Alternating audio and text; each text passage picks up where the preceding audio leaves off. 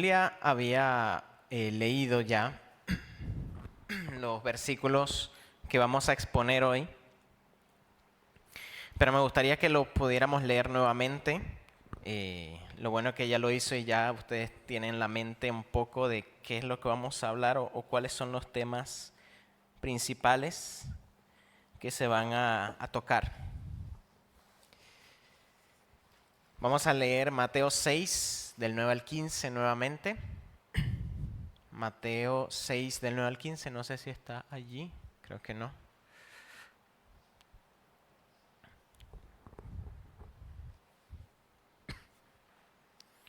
Mateo 6, del 9 al 15, bueno, creo que ustedes lo tienen por allí.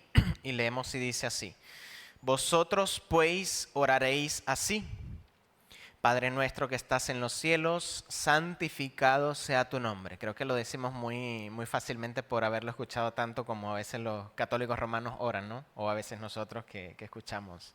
Venga tu reino, hágase tu voluntad como en el cielo, así también en la tierra. El pan nuestro de cada día, dánoslos hoy. Y perdona nuestras deudas, como también nosotros perdonamos a nuestros deudores. Y no nos metas en tentación, mas líbranos del mal, porque tuyo es el reino y el poder y la gloria por todos los siglos. Amén. Porque si perdonáis a los hombres sus ofensas, aquí se refiere específicamente a todos los seres humanos, o sea, si perdonáis a todos los seres humanos sus ofensas, os perdonará también a vosotros vuestro Padre Celestial. Mas si no perdonáis a los seres humanos, a los hombres, sus ofensas, tampoco vuestro Padre os perdonará vuestras ofensas. Nuestro sermón, como habíamos dicho, se titula Siendo enseñados a orar, y vamos a tener una corta oración para empezar. Padre, gracias por permitirnos llegar hasta acá. Hasta aquí tú nos has ayudado, Señor. Te agradecemos porque así ha sido. Te agradecemos por poder tener tu palabra, Señor, en nuestro idioma, poder tener recursos también para poder aprender más acerca de la esencia de las cosas que tú dices. Ayúdanos a comprender, Señor, los fundamentos que tú nos quieres enseñar, que nos quisiste enseñar desde hace más de 2000 años, y que nosotros podamos recordarlos hoy y vivirlos también. En el nombre de Jesús, amén. Bien. A David Wolpe, una persona que capaz no sea muy famosa, en realidad no es muy importante el personaje, pero sí lo que le sucedió, como para poder entender todo lo que vamos a hablar. Él relata que cuando él era niño, él estaba jugando en el parque, o digamos en el porche de la casa, o así decirlo. Era una casa muy grande, tipo granja. Y estaba acomodando algunas cosas, unas hojas, unos troncos, y se encontró con un tronco muy grande que no podía mover. Entonces su papá, que lo veía jugando desde una ventana, obviamente lo veía de lejos, y veía que intentaba mover el tronco y no podía. Y el niño intentaba moverlo, buscaba palos para hacer palanca y no podía. Y al momento que llegó una frustración de él, del niño, y se tiró a llorar, su padre baja y le pregunta: ¿sabes lo que estás haciendo? Y el niño responde: creo que sí. Y el padre le dice: ¿estás usando toda tu fuerza? Y el niño contesta: sí, papá, estoy usando toda mi fuerza y lo he intentado todo, pero no sé si estoy haciendo las cosas bien. El padre le responde: no, hijo, no has usado toda tu fuerza, porque todavía no me has pedido que te ayude, ni te enseñe. Así como en la necesidad de aprender o a veces hacer las cosas de alguna manera, nosotros necesitamos del consejo de alguien sabio o la fuerza de alguien fuerte para que nos ayude a hacer una u otra cosa. Así Cristo nos enseña acerca de la oración. Y como habíamos visto con la predicación de Israel la semana pasada, no se trata de hacer vanas repeticiones como escuchamos a los católicos romanos: Padre nuestro que estás en los cielos, santificado sea tu nombre, venga a nosotros tu reino. No trata de eso. El Señor no es quien los dijo, bueno, van a copiar esto y lo van a hacer, sino que Él quería mostrar la esencia de nuestras oraciones o los fundamentos que nosotros debemos seguir para orar, y que nosotros necesitamos que el Hijo nos enseñe cómo orar al Padre. Por eso vamos a ir viendo cada uno de los puntos, no específicamente en los 6 que se cree que está dividido el Padre Nuestro. Generalmente se cree que está en 6 puntos, otros creen que son 7 puntos. No lo vamos a dividir en eso, sino en, digamos, 3 puntos principales que hablan acerca de la esencia del conjunto de estos elementos. Así que nuestro primer punto se llama, lo primero es la adoración. Y dice el versículo 9 y 10 en los que nos vamos a basar, dice: vosotros pues oraréis así: Padre nuestro que estás en el cielo, santificado sea tu nombre, venga tu reino, hágase su voluntad, como en el cielo, así también en la tierra. Antes de desglosar estas 3 partes, quisiera traer en conjunto estas 3, porque nosotros necesitamos ver el significado que Cristo nos quiso dar en estas 3 primeras partes. Y el modelo de adoración, primero, si nosotros notamos que todo el Padre Nuestro se habla en plural, nos dice: Padre mío que estás en el cielo, santificado sea tu nombre, que venga a mí tu reino y que se haga tu voluntad. Y cuando sigue las otras partes no habla de una oración individual, sino habla en conjunto, y ya vamos a ver por qué lo hace. Pero una de las cosas importantes de estas 3 partes es que nos enseña que Dios, su poderío, su nombre y su voluntad siempre están primero. Siempre están en primer lugar. A pesar de la circunstancia, a pesar de la situación, Dios siempre está primero. Yo sé que a veces nosotros iniciamos nuestras oraciones diciendo: Señor, pido por mi mamá o Señor, necesitamos que hagas esto, pero a veces orar de esa forma nos hace en realidad es llevar a una introspección de que probablemente nosotros estamos siendo muy el centro de nuestro mundo, o creemos que somos el centro del universo, y eso es un problema de orgullo. El Señor nos dice: detente, ya va, yo soy primero. Me gusta como Martin Lloyd-Jones habla un poco acerca de esto y dice que nunca se debe empezar por uno mismo, incluso por la preocupación de la salvación de otros o por la obra de la iglesia. Todas estas cosas siempre deben subordinarse al deseo de que Dios sea glorificado. Cuando vemos y hablábamos acerca de la pluralidad de la oración, lo que nosotros debemos pensar es en la ausencia del egoísmo al momento de orar. Y ahora sí vamos a desglosar cada una de las partes para que, como ya vimos en la esencia, que primero es una oración plural, es decir, que habla de un pueblo, de un cuerpo, y que habla de Dios como primero, ahora sí vamos a ir por cada una de las partes. Padre nuestro que estás en los cielos. Inicia así esta oración o este modelo en realidad de oración que el Hijo nos está enseñando. Hay registros en el Antiguo Testamento que muestran a Dios como Padre, pero en la Biblia esta es la primera vez que alguien nos dice que le digamos a Dios Padre.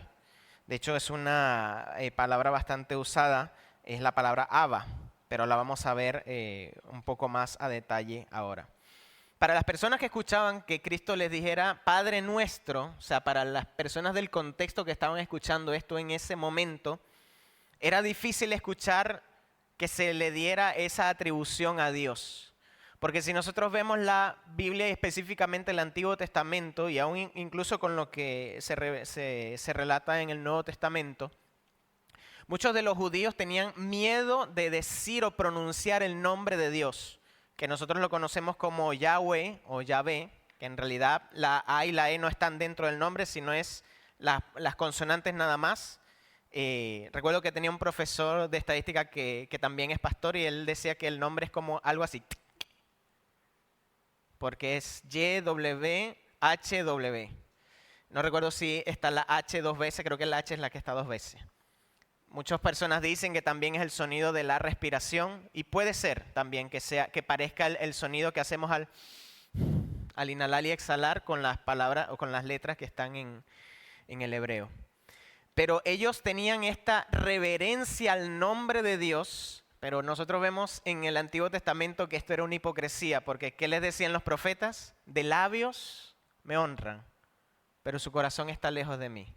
Es decir, honraban el nombre como que no voy a decir el nombre del Señor. Pero sus mandamientos no me importan.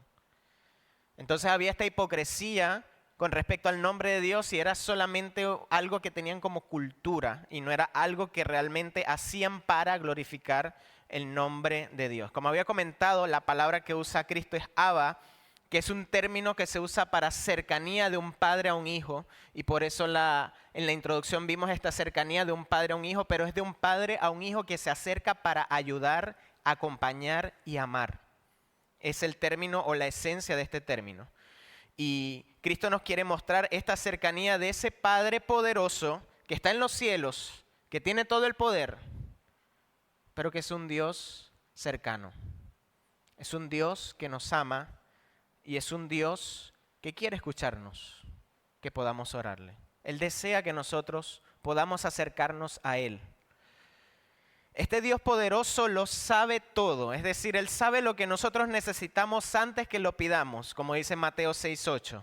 Y aún Él sabe lo que nosotros vamos a decir antes que lo pensamos o que nuestra boca los diga, como el Salmo 139, versículo 4. Pero nuestra alma necesita glorificar a Dios. Y nosotros necesitamos acercarnos al Padre porque como me gusta como el Salmo 103 lo dice, bendice alma mía a Jehová, bendiga mi ser su santo nombre. Y dice, y bendice a Jehová, alma mía, y no te olvides ninguno de sus beneficios. Me gusta porque el salmista enfoca que el beneficiado en la oración somos nosotros. Porque si Dios lo sabe todo, ¿para qué le vamos a orar? Si Dios realmente sabe lo que nosotros vamos a decir, ¿para qué le vamos a orar? Pues Él desea que nosotros lo hagamos porque quienes somos beneficiados somos tú y yo. Porque al ser conocidas nuestras peticiones, al poder darle gloria a su nombre, nuestra alma se alimenta, nuestra alma se ve beneficiada. Y era necesario que Cristo sea quien nos enseñe esto porque por el sacrificio de quien esta persona está enseñando es que nosotros tenemos seguridad que nuestras oraciones son escuchadas. No sé si han pasado un momento en donde creen que Dios no los oye. ¿Han pasado o solamente a mí me ha pasado eso en algún momento de nuestra vida? Pues por el sacrificio de Cristo nosotros sabemos que el Señor nos oye.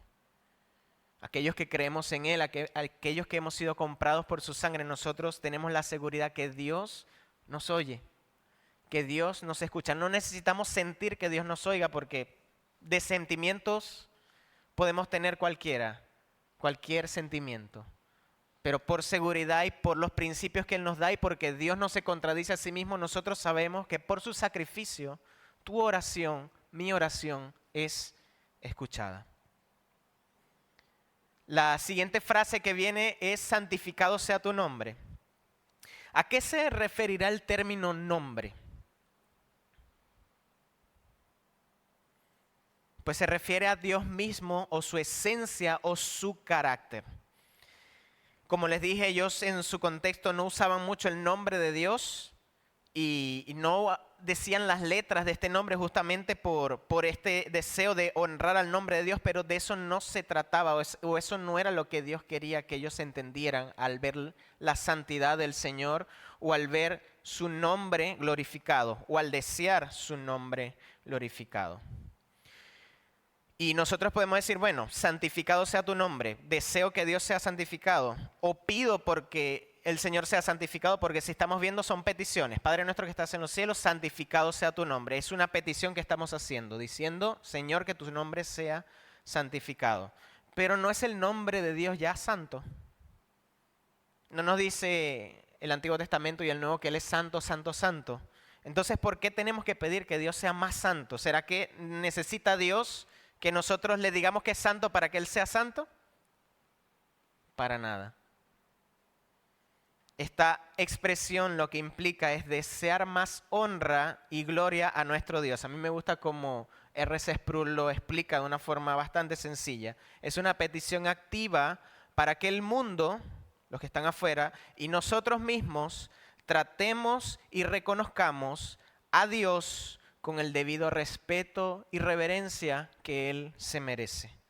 No quiere decir, como habíamos dicho, que nosotros añadamos grandeza a Dios, Es imposible que nosotros le demos algo a Dios porque Él lo tiene todo y Él es dueño de todo. Lo que quiere decir es que nosotros anhelemos que la grandeza de Dios pueda ser vista con mucha más intensidad en todos los ojos de los seres humanos que nos rodean y del mundo. Que Él sea conocido, honrado y glorificado por quien Él es y por su esencia. Para entender un poco más acerca de la esencia de Dios, porque decimos, bueno, la esencia de Dios, pero, o sea, ¿de qué me estás hablando?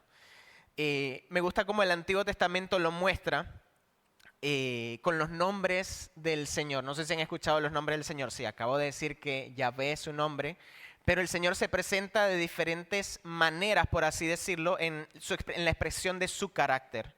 Y algunas que yo voy a decir acá hablan de la esencia de lo que significa Dios o lo que es Dios como tal. Nosotros hemos escuchado del nombre Jehová Jireh, que vemos en Génesis 22:14, directamente en el original, pero vemos cuando Dios provee el carnero en lugar de Isaac en el monte Moriah, cuando Abraham tenía que sacrificar a su hijo, esa provisión que llegó ahí y el sacrificio que se hizo, o sea, esa expresión de Dios es Jehová Jireh, es decir, no tenemos que decir el nombre Jehová Jireh, sino que significa Jehová el que provee, Jehová el que nos da, Jehová el que sustenta. Jehová Rafa es Jehová el que cura o el Señor nuestro sanador y muestra el carácter restaurador del Señor no solamente en lo físico, sino en lo espiritual. Jehová Nisi habla de el Señor nuestro estandarte, el que representa, esto representa a Dios como defensor y libertador en toda batalla. Jehová Shalom, que justamente hablaba con Renato hace rato, justamente nos saludábamos así con Shalom. De hecho, los judíos se saludan con Shalom, que significa paz, pero en su esencia es Dios trae tranquilidad y armonía en medio del caos. Eso es lo que significa Shalom. Jehová Raá, que se describe en el Salmo 23 como ese cuidado tierno que tiene un pastor, donde dice Jehová es mi pastor, nada me falta. Eso es lo que esta palabra significa, o este nombre, esta provisión constante de un pastor a sus ovejas. Y así hay muchos. Jehová Sidkenu, que habla de la justicia, que Dios hace justicia. Jehová Shammah, que dice que el Señor está allí en la promesa de su presencia. Sí hay muchas cosas que podemos ver tanto en el Antiguo Testamento como el Nuevo Testamento. En ese carácter de Dios es su esencia. Entonces eso es lo que implica cuando nosotros hacemos esta primera parte de la oración de santificado sea tu nombre. Estamos diciendo que estas cosas que son tu esencia se puedan ver afuera, pero también adentro de la iglesia. Y es un punto importante la pluralidad de la oración. Porque lo que Cristo quiso enfocar acá, y si nosotros lo vemos en el contexto del Sermón del Monte, Él está hablando no solamente de lo que somos nosotros como nuevos, como personas que hemos nacido de nuevo.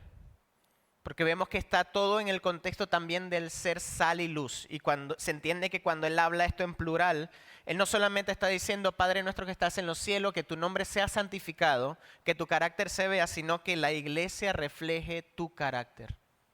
De que nosotros en conjunto reflejemos el carácter del Señor y que como cada uno de nosotros también, cada uno que es parte de la iglesia, que es una pequeña parte del cuerpo, pueda reflejar esta gloria y esta esencia del Señor. Entonces la pregunta, ¿estás reflejando esta gloria del Señor? ¿Son tus acciones? ¿Realmente podemos ver o pueden ver ustedes en mi vida o en su vida? ¿Usted está seguro que las personas pueden ver la esencia de un Dios que provee, un Dios que está allí siempre, un Dios que da aliento, un Dios que ama, un Dios que perdona? A mí me gusta como un predicador que escucho mucho, se llama Alejandro Pelufo, es argentino. Justamente en la predicación de esta semana del servicio dominical, él decía algo importante que a mí me dejó pensando. Y decía, ¿es mi vida realmente un reflejo de la gloria de Dios? tanto que una persona cuerda, o sea, una persona que pueda entenderlo, pueda decir, no quiero ser creyente, pero no encuentro argumentos para no creer en tu Dios por tu vida. ¿Será que así es nuestra vida? ¿Será que así nosotros como esta petición de santificado sea tu nombre, nosotros estamos llevando eso? Pues a través de Cristo podemos hacerlo. Y si hoy tú ves que tu vida no es así, pero tú crees en el Señor Jesús y tú eres un creyente, tú puedes rogarle al Señor que te ayude a reflejar esa gloria. Porque así como ese padre que ayuda al hijo, el Señor está esperando que nosotros vengamos a Él y le pidamos esa provisión espiritual que nos hace falta para reflejar su gloria, porque es su deseo glorificarse a través de nuestras vidas.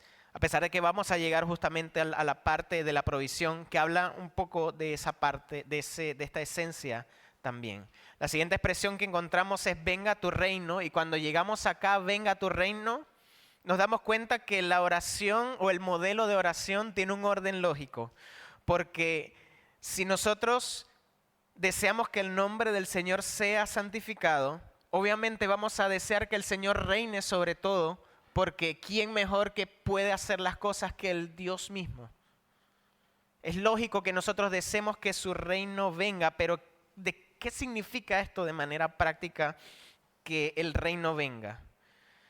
¿Qué significa desear que el reino del Señor venga a nosotros? Y hay tres características que lo engloban de una manera bastante práctica. La primera es, cuando nosotros oramos que su reino venga, es que su evangelio sea predicado, que se ve como la extensión externa del reino. Y es como una sección misionera. Cuando nosotros oramos por los misioneros, oramos por las personas que predican el evangelio en lugares que no conocen al Señor, nosotros estamos diciéndole al Señor, Señor, que tu reino venga. No específicamente con estas palabras, pero estamos cumpliendo esa esencia.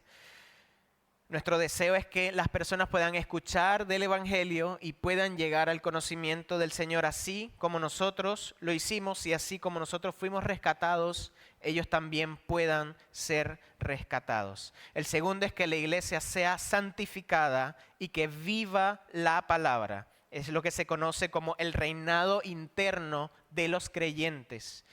Y me gusta cómo un teólogo explica que el reino de Dios siempre debe comenzar en nosotros.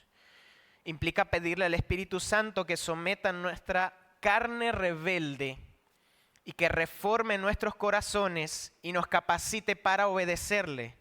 Nosotros no podemos clamarle a Dios para que el reino venga a las personas de afuera si en la iglesia no reina el Señor. Si primero nosotros no nos sometemos voluntariamente al señorío en su palabra aquí adentro, no podemos pedirlo allá afuera. Porque es la iglesia la que está llamada a ser sal y luz para que el mundo pueda ver. El último es, obviamente, lo que se conoce como la consumación final del reino, que es que Cristo regrese. Y aquí entramos en los que los teólogos, y creo que lo hemos escuchado un montón de veces también en las prédicas de Murillo, el ya pero aún no.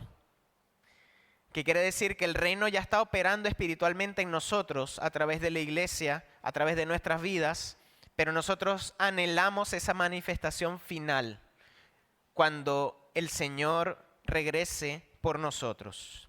Es hacer nuestro clamor, el clamor de Apocalipsis 22:20 que dice, amén, sí, ven Señor Jesús.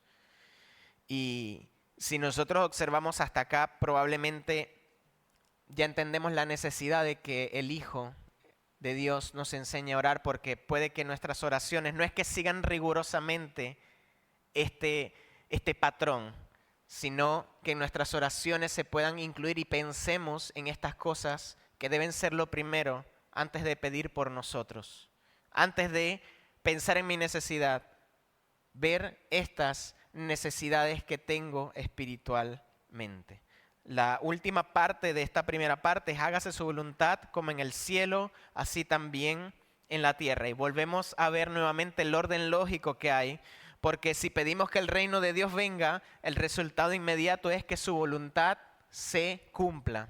Donde reina el rey, rige su ley. Donde reina el rey, rige su ley. Y en los cielos, claramente la voluntad de Dios se hace. Sabemos que en el cielo su voluntad se cumple plenamente. Ahora en la tierra, a pesar de que no parezca como tal, y eso lo vamos a ver ahora en una pequeña parte de la diferencia de lo que conocemos como la voluntad de Dios, pero lo que el Señor nos permite ver cuando vemos lo que Él decreta en su palabra y capaz lo que vemos que la gente no quiere seguir la palabra de Dios, que la gente no quiere escuchar el Evangelio, lo que nosotros vemos en ellos es realmente lo que nosotros también somos. ¿Cómo así? Y es que esta es una de las peticiones más difíciles que nosotros podemos hacer, porque esto exige que muramos nosotros. Así como nosotros a veces nos sentimos airados porque el mundo no sigue la voluntad de Dios, nosotros tenemos que ver el espejo ahora. Si nosotros realmente seguimos completamente la voluntad de Dios, ¿la seguimos todos los días? Probablemente no, al menos yo, no sé usted. Pero yo fallo en cumplir la voluntad de Dios. Por eso el clamor que el Señor nos dice que hagamos es que no se haga mi voluntad, es hágase tu voluntad. Implica pedirle al Señor que nos vacíe de nuestros deseos rebeldes, que rompa nuestra terquedad y que por su Espíritu Santo nos capacite para amar únicamente lo que Él ama y desear únicamente lo que Él decreta.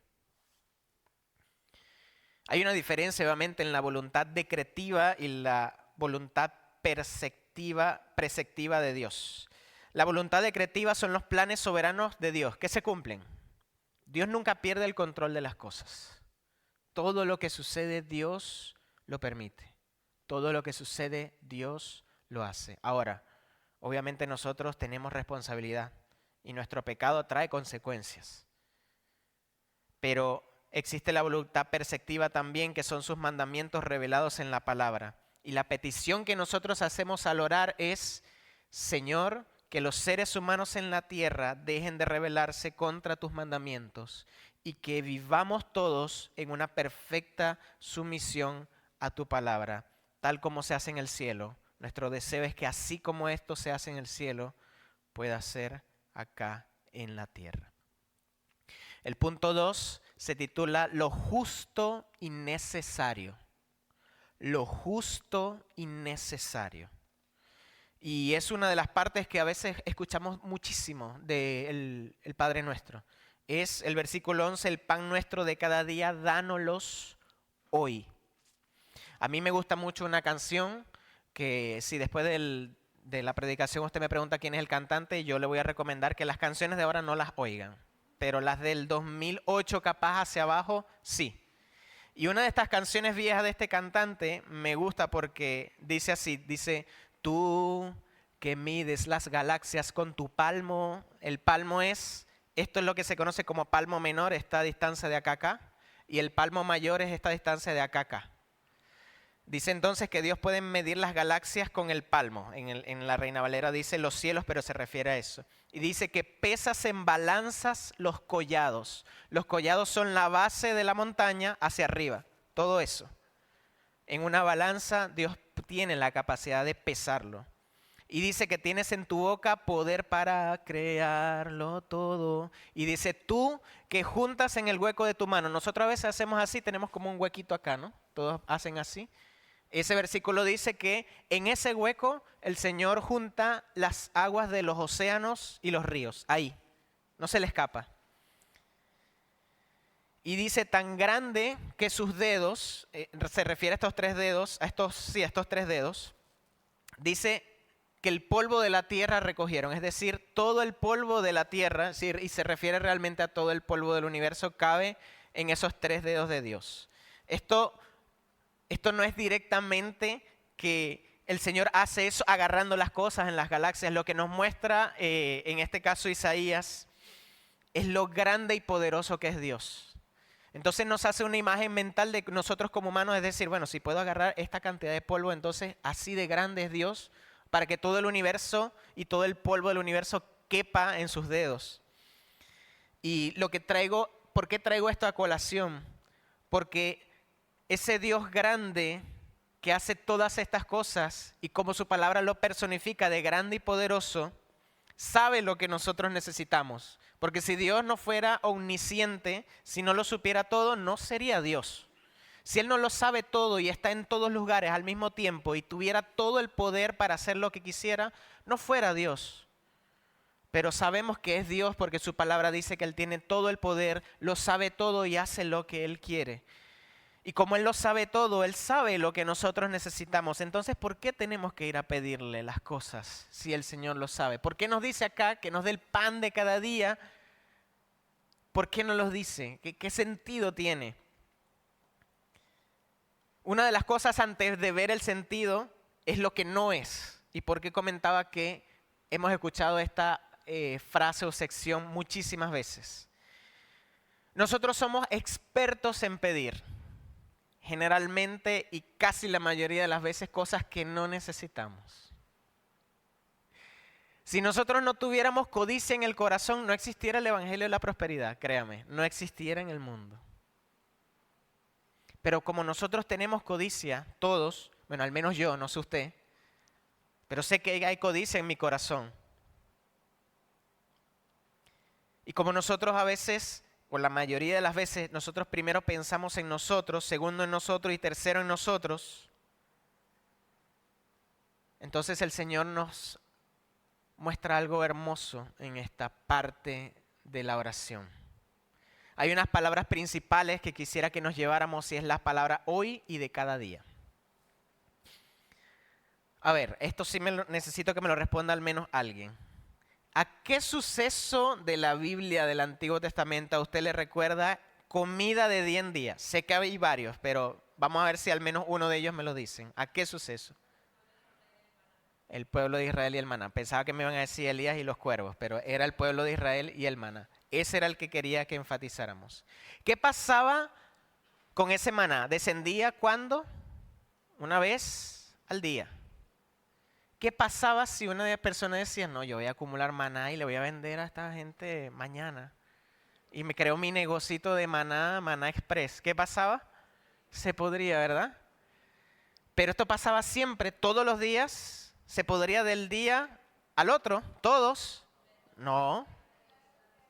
¿Cuándo? Ya va, no escuché. Exactamente. Antes del día de reposo, el Señor que hacía daba una porción doble para que el otro día los israelitas cumplieran su ley y no trabajaran buscando el maná, sino que lo tuvieran cerca y solamente comieran. Hermoso, ¿verdad? Pues eso es lo que hace Dios con nosotros.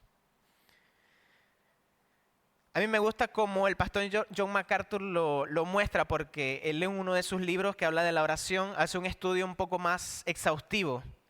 Y la palabra que en el original está de cada día o cotidiano, que está en el original, es la palabra, y perdónenme el griego, epiousios. Bueno, pero ¿por qué no me estás diciendo esa palabra? Y es que esta palabra es una palabra del griego compuesta que no existía hasta que se entiende que Cristo la inventó aquí. ¿Y qué significa esa palabra en el griego? Bueno, tiene dos significados. Y un significado no excluye al otro. Entonces, el primer significado, epiousia, es sustancia, esencia y existencia. Y el contexto de esta palabra, o el significado total de la palabra, es literalmente lo necesario para la existencia y lo suficiente para nuestra subsistencia y sustancia. Suficiente. Y el otro concepto, o se refiere primeramente es el pan que se requiere estrictamente para mantenernos con vida, lo justo y necesario para subsistir. Y el segundo significado es epilenai, que significa como venir, y está derivado de la palabra epiousia, esta que acabamos de hablar, del día o de mañana, o de la mañana siguiente, y significa el pan para el mañana o el pan para el día que viene, que en realidad significa pedir la porción de hoy exacta para terminar el día y poder empezar el siguiente día con vida. Eso es lo que significa esta palabra en el original. A mí me encanta como en el libro The Prayer of the Lord de R.C. Sproul, él da una ilustración que a mí me lo deja clarísimo y yo espero que usted también. Cuando la guerra de Corea finalizó, allá en los años 50, recordemos que Corea está dividida en Corea del Norte y Corea del Sur, en los 50 es que se hizo esa división. Y cuando terminó esa guerra, los orfanatos estaban llenos de niños hambrientos. Y aunque ellos los alimentaban durante el día, los cuidadores empezaron a notar que los niños no podían dormir por las noches, porque tenían el trauma y el pánico pensando en lo que tenían que comer al día siguiente y no sabían si iban a tener hambre por todo lo que pasó en la guerra. Y la solución de los médicos fue darle una rebanada de pan, perdón, para que la tuvieran en la mano mientras dormían. Perdonen que me rompo con esta ilustración. Y es tremendo porque ese pan que tenían en la mano no era para comerlo. Era para que al dormir, si se despertaban, sabían que tenían pan para el día siguiente. Por eso es que me encanta como R.C. Sproul lo muestra. Porque esta palabra inventada por Cristo es un remedio para nuestra ansiedad del mañana.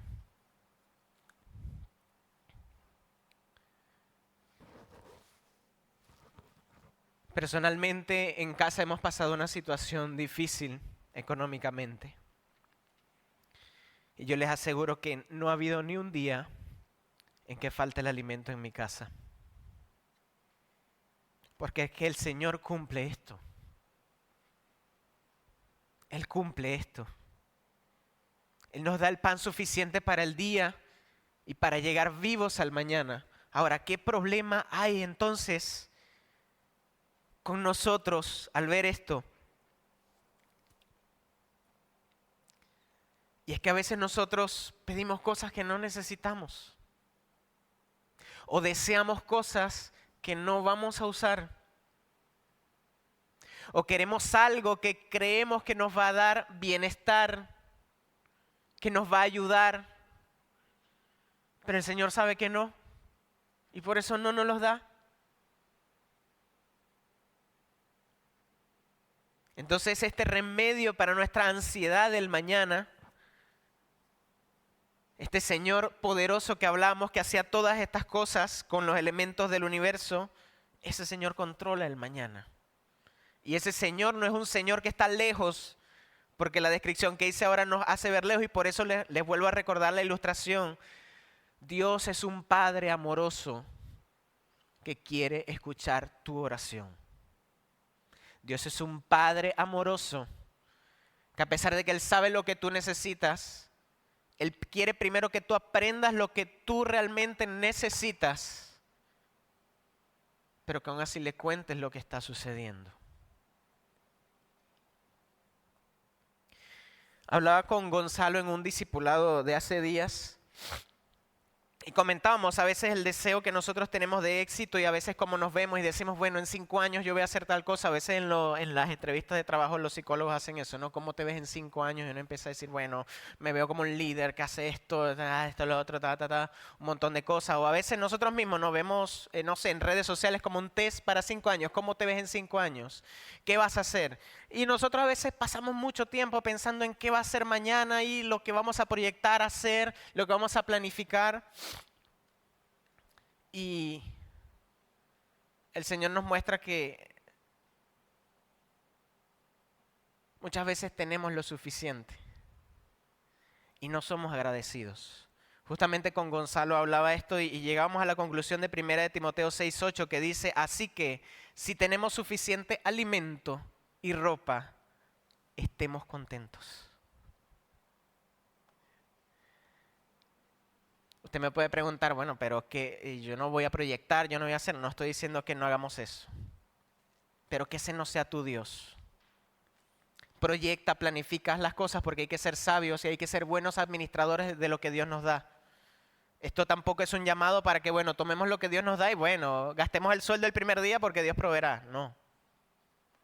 Es un llamado a ser sabios, pero es un llamado a saber que Dios nos quiere proveer lo que necesitamos. Y generalmente lo que necesitamos dista mucho de lo que realmente nosotros queremos. A mí me gusta como el Salmo 23 lo dice, dice el Señor es mi pastor y nada me falta. Pero también es una petición comunitaria porque dice el pan de cada día, dánoslo. Habla de muchos, no es dame el pan de cada día. Sé que a veces lo hemos escuchado así, pero si nosotros nos vamos a Lucas 11, donde los discípulos le vuelven a decir a Cristo, enséñame a orar. No crean que Lucas 11 es lo que está pasando acá. Está Mateo 5, que nos habla del primer sermón del Señor. Los discípulos escuchan, pero después en Lucas 11 se entiende que pasaron como unos 2 años. Uno de los discípulos le dice, y de hecho lo vamos a leer ahora más adelante, uno de los discípulos le dice, Señor, enséñame a orar. Es decir, capaz no habían aprendido bien cómo hacerlo y querían orar como el maestro lo hacía, pero esta petición comunitaria de el pan de cada día, dánoslo hoy, nos lleva a pensar algo y a reflexionar algo que necesitamos llevarlo. Nosotros no podemos orar con honestidad esta petición si nosotros cerramos nuestros ojos ante los hermanos que no tienen que comer. No podemos. No podemos cerrar nuestros ojos ante la necesidad de los hermanos que están en situaciones complicadas. Nuestro último punto se titula Una súplica permanente. Y engloba 4 versículos que vamos a ir viendo, no en cada uno, sino en la esencia que tiene. Dice, el del 12 al 15 leo. Y perdónanos nuestras deudas, como también nosotros perdonamos a nuestros deudores. Y no nos metas en tentación, mas líbranos del mal, porque tuyo es el reino y el poder y la gloria por todos los siglos. Amén. Pero sigue luego y dice, porque si perdonáis a los hombres sus ofensas, os perdonará también a vosotros vuestro Padre Celestial. Mas si no perdonáis a los hombres sus ofensas, tampoco vuestro Padre os perdonará vuestras ofensas. Perdonar deudas, acá dice deudas, ¿no? Vámonos a Lucas 11, donde el Señor vuelve a repetir esta oración. Y les leo muy rápido. Aconteció que estaba Jesús orando en un lugar. Ese es lo que se cree el por qué los discípulos le dicen enséñanos a orar. Porque nosotros vemos el Nuevo Testamento, vemos los evangelios y decía Jesús se fue solo y estuvo orando. Y Jesús oró. Y Jesús oró toda la noche y todo el tiempo. Y hay una parte muy graciosa donde él baja y ve a los discípulos y dicen, gente, oren para que no caigan en tentación. Se va, vuelve, dormidos. Ey, ora para que no caigas en tentación. Se va y vuelve. Y así 3 veces. ¿Qué pasa después a los discípulos? Caen en la tentación. Pedro saca una navaja, se cree que es una navaja, una espada, y le corta la oreja. Los discípulos salen corriendo, cayeron en la tentación. Incluso vemos una parte en donde Cristo ora para que el diablo no zarandee a Pedro. Le dice, Pedro, estoy orando porque el diablo me está pidiéndote a ti para zarandearte. Entonces vemos que por esta vida de oración es que los discípulos piden acá. Y dice, y cuando terminó uno de sus discípulos, dijo, Señor, enséñanos a orar, como también Juan el Bautista, enseñó a sus discípulos. Y les dijo, Cristo, cuando oréis, Padre nuestro que estás en los cielos, santificado sea tu nombre, venga tu reino, hágase tu voluntad, como en el cielo, así también en la tierra. El pan nuestro de cada día, dánoslos hoy. Todo es exactamente igual como lo estábamos viendo. Y dice, perdona nuestros pecados, porque también nosotros perdonamos ¿A quiénes? Dice a los que nos deben. Vuelve a ser nuevamente una alusión a un término financiero, pero entonces deudas, deudores, ahora dice pecados y deudas. ¿Por qué? Pues la palabra en el original deudas, perdónenme nuevamente el griego, es ophileimata. Y era un término legal que se usaba, un término legal financiero, pero escuche bien, describía deudas monetarias impagables. Cuando la deuda ya no se podía pagar, se usaba ese término. No era que se podía rescatar de alguna forma, no, se terminó. No se puede arreglar esa deuda. Esa palabra es la que usa el Señor en la oración. Y Jesús lo mostró para que en la esencia de la petición entendamos que el Padre puede perdonar deudas insalvables que cometemos ante su ley cuando pecamos. Que no se malentienda, esta no es una petición de perdón por redención. Es decir, bueno, como estamos viendo el contexto de todo y ya vamos a llegar a esa parte, pero no se refiere a eso, no está diciendo, bueno, sí, o sea, el Señor me salvó, el Señor derramó su sangre por mí y yo creo en el Señor, pero entonces si no perdono a alguien, ya perdí mi salvación. No, no se trata de eso, ya vamos a ver paso a paso. Esta oración de perdona nuestras deudas, así como también nosotros perdonamos a nuestros deudores y todo lo que está más atrás, que es la postdata de que si no perdonamos a las personas, el Señor no nos va a perdonar. Bueno, eso da respuesta a un pasaje que no sé si usted no ha entendido bien. En un tiempo yo no lo entendí tampoco, pero vamos a verlo porque me gusta el pasaje. Habla de este perdón. Juan 13 dice que antes de la fiesta de la Pascua, sabiendo Jesús que su hora había llegado para que pasase de este mundo al Padre, como había amado a los suyos que estaban en el mundo, los amó hasta el fin. Y dice, y que cuando cenaban, como el diablo ya había puesto en el corazón de Judas Iscariote, hijo de Simón, que le entregase, sabiendo Jesús que el Padre le había dado todas las cosas en las manos y que había salido de Dios y a Dios iba, se levantó de la cena, se quitó su manto y tomó la toalla y se la ciñó. Y puso agua en un lebrillo y comenzó a lavarle los pies a los discípulos y a enjugarlos con la toalla con la que se había ceñido. Entonces sale este personaje, Pedro, siempre Pedro. Le dice, Señor, tú me lavas los pies. Pedro le dijo, tú me lavas los pies. Y el Señor respondió, lo que yo hago tú no lo comprendes ahora, mas lo entenderás después. Pedro le dijo, no me lavarás los pies jamás. Y Jesús le respondió, si yo no te lavare, no tendrás parte conmigo. Entonces, ¿qué hace Pedro? Dice, Señor, no solamente los pies, sino las manos, la cabeza. Y Jesús le dice, el que está lavado no necesita sino lavarse los pies, pues está todo limpio y vosotros estáis limpios, aunque no todos, refiriéndose a Judas. Los discípulos ya estaban limpios, justificados, ya habían sido salvos. Pero al caminar en el mundo, los pies de los discípulos, porque tú y yo somos discípulos del Señor, se van a ensuciar y necesitamos lavarlos constantemente. Entonces, ese deseo del discípulo debe ser a no ensuciar sus pies así. Pero ¿a qué se refiere esta condición que vemos acá? Esta parte del Padre Nuestro es, si somos sinceros y vemos su esencia, es un poco aterradora, da miedo. ¿Por qué? Porque dice, como también nosotros perdonamos a nuestros deudores. Pareciera que nosotros le estamos diciendo, sí Señor, haz esto porque yo voy a hacer tal cosa. Pareciera un poco como que fuera esto, pero no es así en esencia. Lo que acá nos está diciendo es que nuestra salvación no es dependiente del perdón de los demás, sino que nos está diciendo, Señor, trata mis pecados con la misma rigidez y frialdad y falta de misericordia con las que yo trato a los que me ofenden. Eso lo dijo R.C. Sproul. ¿Y a qué nos lleva entonces esto a meditar? A que deberíamos orar, Señor, gracias por perdonarme. Yo sé cuán pecador soy y aún estoy conociendo cómo es mi corazón de engañoso. Pero aún así tú me has perdonado todo. Yo no puedo rehusarme a perdonar entonces a las demás personas, porque yo sé cuánto el Señor me ha perdonado, en pensamientos, en acciones, en dichos, en cosas que he maquinado. De todo eso el Señor te puede perdonar. Ahora cuando nos toca perdonar tenemos que recordar el perdón que el Señor nos ha dado.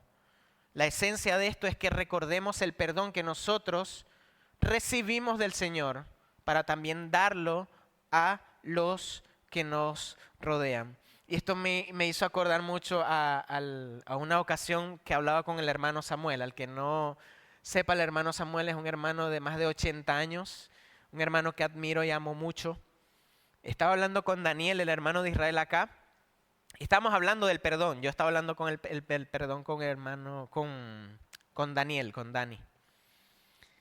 Y el hermano Samuel dijo algo que se me quedó grabado en la mente hasta el día de hoy. Él dijo, del perdón, bueno, yo tengo más de 80 años y todos los días Dios me ha perdonado. Qué bueno es Dios. Si usted saca la cuenta, creo que tiene 85 años, son casi como 30,000 días.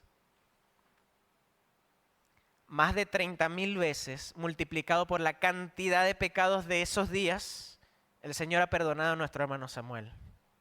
A ti también te va a perdonar.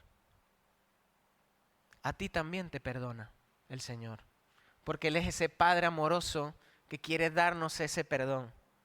Pero así como Él nos da ese perdón, Él quiere que así perdonemos a aquellas personas que pecan, nos ofenden y tienen deudas invaluables con nosotros. La parte que sigue es líbranos del mal. Dice, y no nos metas en tentación, mas líbranos del mal. Esta es la parte A del versículo 13. Pareciera que hay una paradoja acá, ¿no? Los que han leído la Biblia saben que Santiago 1:3 nos dice que Dios no puede tentar a nadie. ¿Por qué? Porque Él no puede ser tentado. Entonces, ¿qué está pasando? ¿La Biblia se está contradiciendo acá? ¿Cómo se reconcilian estas cosas? Bueno, la petición en su esencia no está diciendo eso. Lo que el Señor nos habla de no nos dejes caer en tentación es lo que se conoce como un clamor de desconfianza propia. Significa orar de esta manera: Señor, yo reconozco lo débil que yo soy y te pido por favor que no permitas que yo entre en situaciones donde mi carne sea expuesta a la prueba o a una prueba o tentación tan grande que yo acabe cayendo. Es ese ruego de misericordia. A lo que conocemos el significado de misericordia, la misericordia es ese favor que se le da, pero en su verdadero significado, la misericordia se le da solo a los miserables. Por eso se llama así misericordia. Esto es un llamado a decirle al Señor: Señor, soy débil. Guárdame y ayúdame de entrar en situaciones en donde yo pueda caer. Redirige mis pasos lejos del camino del pecado. Y muchos teólogos y traductores concluyen que la palabra real no es líbranos del mal, sino líbranos del maligno. Es lo que realmente quiere decir, líbranos del maligno. Porque como habíamos visto, el mismo Cristo oraba por Pedro porque el diablo quería zarandearlo. Zarandearlo es como jamaquearlo, hacerle así cuando nosotros hacemos así a una persona.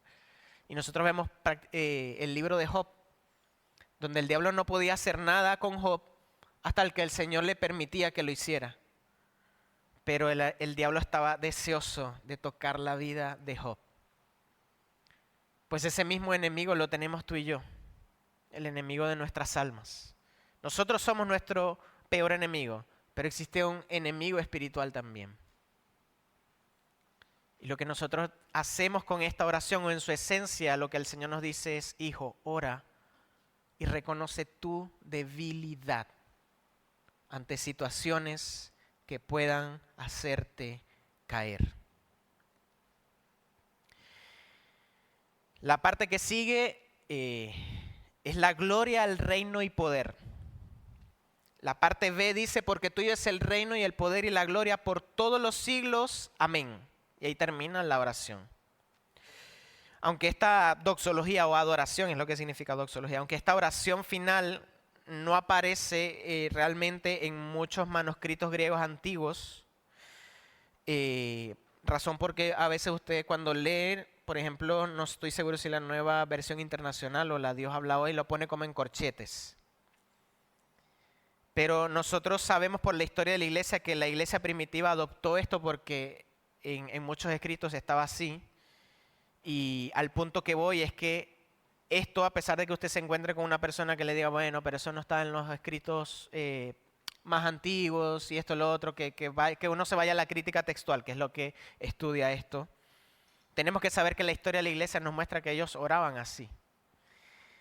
Y es porque Primera de Crónicas, vean lo que dice, es exactamente lo que dice acá. Primera de Crónicas 29:11 dice, tuya es, oh Jehová, la magnificencia y el poder, la gloria y la victoria y el honor por todas las cosas que están en los cielos y en la tierra, todas son tuyas, oh Dios, oh Jehová. Es el reino y tú eres excelso sobre todo. Es la misma verdad teológica que está acá. Y como nosotros iniciamos con adoración, terminamos la oración con adoración.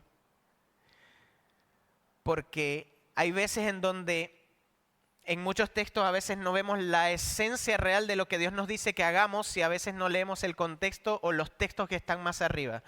Y les pongo un ejemplo, la Gran Comisión. ¿Alguien que me diga la Gran Comisión?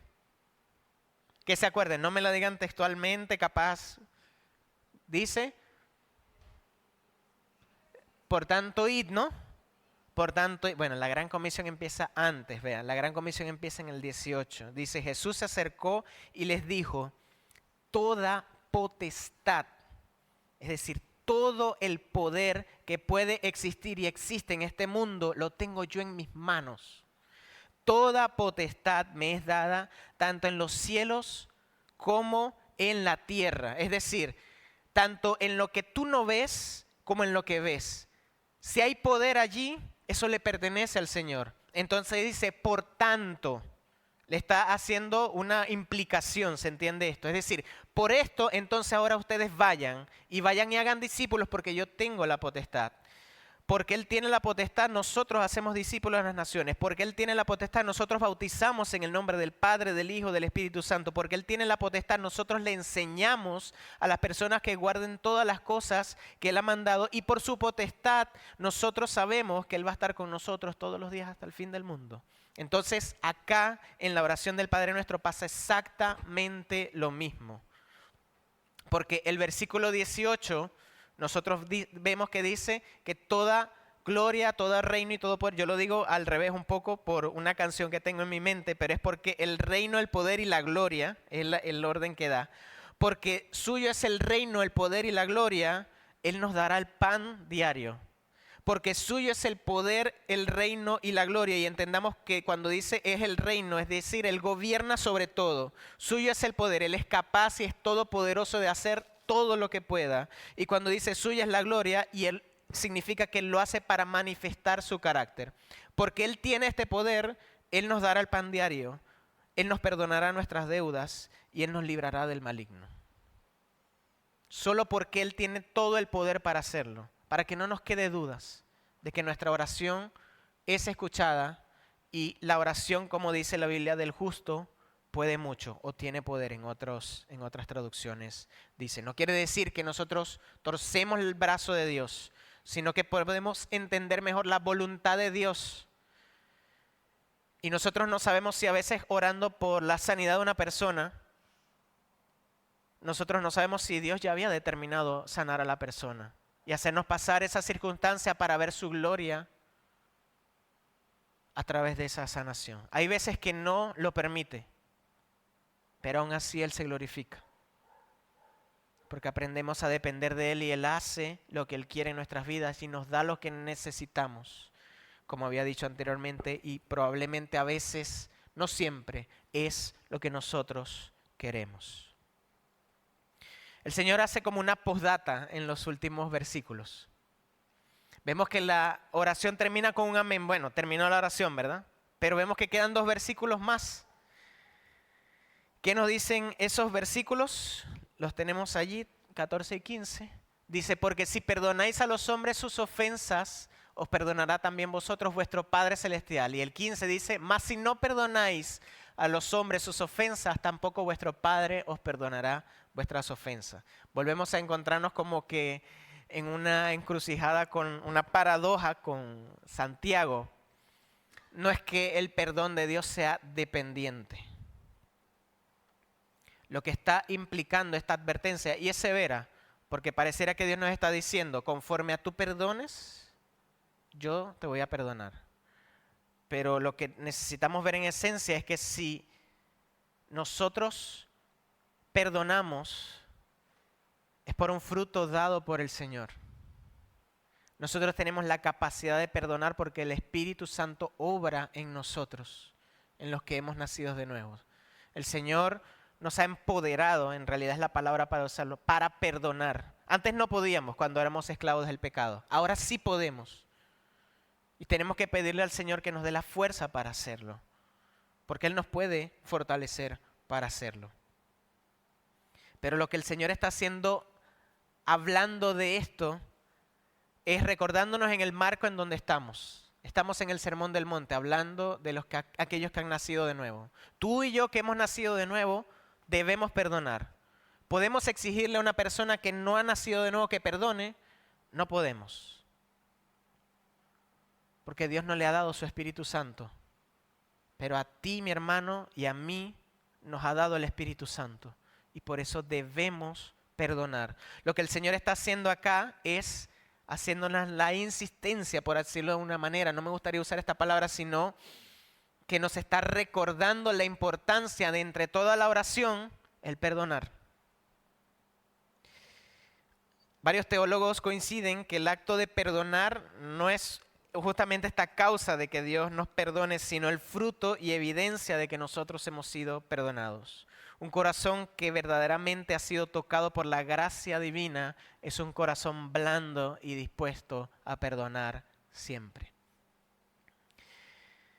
Y si alguien insiste en guardar rencor y no perdona o no pide perdón y no tiene consideración la magnitud de la deuda que tenía, que el Señor ha pagado por nosotros, y no ve esta magnificencia en la cruz, muy probablemente no haya experimentado el perdón salvador del Señor. Porque quienes somos creyentes, y lo repito nuevamente, el Señor nos ha dado su Santo Espíritu que obra en nosotros y nos da la fuerza. ¿No tiene fuerza para perdonar? Pídesela al Señor. Porque estas cosas espirituales, el Señor, por su buena voluntad, nos las da. Porque nos hacen crecer y lo glorifican. Ahora, como conclusión, hemos aprendido que lo primero es la adoración. Dios y su gloria siempre ocupan el primer lugar. Y quiero que nos llevemos que no seamos mecánicos en nuestra forma de orar, sino que recordemos estos principios y así el Señor nos está enseñando a orar. No a repetir el Padre Nuestro, sino ver la esencia de cada una de estas partes y que nuestras oraciones sean guiadas de esta forma. Nosotros no somos huérfanos y no estamos desamparados. Recordemos como en la ilustración inicial, el Padre nos ve como desde esa ventana. Y ve nuestro sufrimiento, nuestra dificultad, y no se queda en la ventana y dice, bueno, ya está, no. Viene y nos escucha. Te escucha, me escucha al orar. Hemos aprendido también que hay que pedir lo justo y necesario, con confianza que nuestro Padre nos dará la porción exacta que necesitamos, el sustento que realmente requerimos y que tengamos tranquilidad que Él controla el mañana.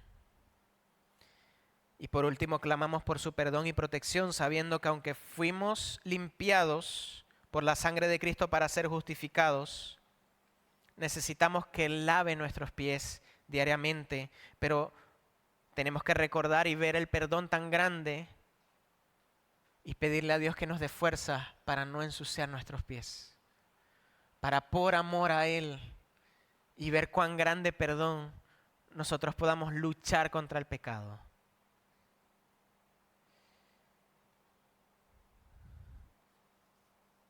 Por último, recordemos que los necesitados por orar somos nosotros. Como decía el salmista, bendice alma mía Jehová y no olvides ninguno de tus beneficios. Más adelante el salmista dice, porque Él es quien rescata del hoyo tu vida, quien te corona de bendiciones y favores hasta que sobreabunde. Y dice un montón de cosas que se refieren a beneficios espirituales. Beneficios que, como decíamos anteriormente, los beneficios espirituales no se pueden comprar con plata. Tú le puedes pedir al Señor algo material, no sé, una casa, un carro, y está bien pedirlos. Pero perder el sueño por eso no tiene sentido. Pero pedir paciencia, pedir amor, pedir perdón, pedirle fe, pedirle ánimo, pedirle esperanza, eso no lo puede comprar nada en el mundo. Y eso el Señor nos los da por su buena voluntad. Necesitamos acercarnos a hablar con nuestro Padre y recordar que como este niño que pensaba que estaba haciendo las cosas bien porque estaba en sus fuerzas, necesitaba en realidad la fuerza del Padre, recordamos que Él lleva nuestras cargas y que podemos ir confiados en oración porque su Hijo se sacrificó en la cruz para que nuestras oraciones puedan ser escuchadas por el Padre. Tengamos seguridad y confianza al orar de que Dios nos oye. Oremos.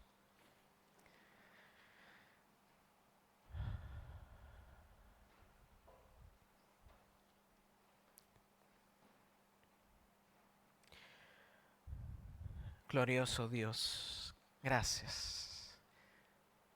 Señor, te alabamos, no solamente por lo que tú haces, sino por lo que tú eres.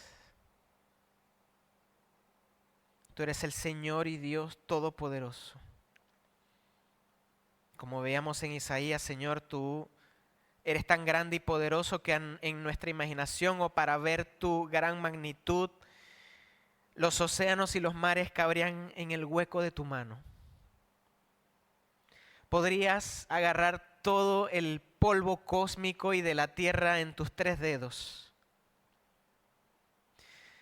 Podrías medir las galaxias con tu mano nada más. A ese Dios poderoso oramos y agradecemos la oportunidad que nos da de haber llegado hasta aquí.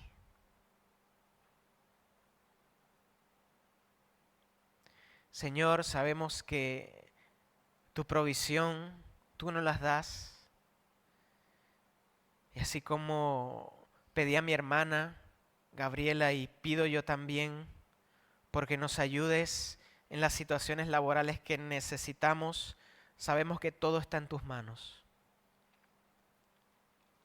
Te rogamos que no solamente veamos nuestros propios ombligos, sino que veamos la necesidad de los hermanos, que podamos conocer más de las necesidades de nuestros hermanos. Señor, y que no caigamos en la tentación, que podamos seguir fieles. Gracias por tu palabra, Señor. Gracias por dejarnos la Biblia, Dios, y conocer tu verdad y poder aprender de ella y crecer. Gracias, Señor. Amén.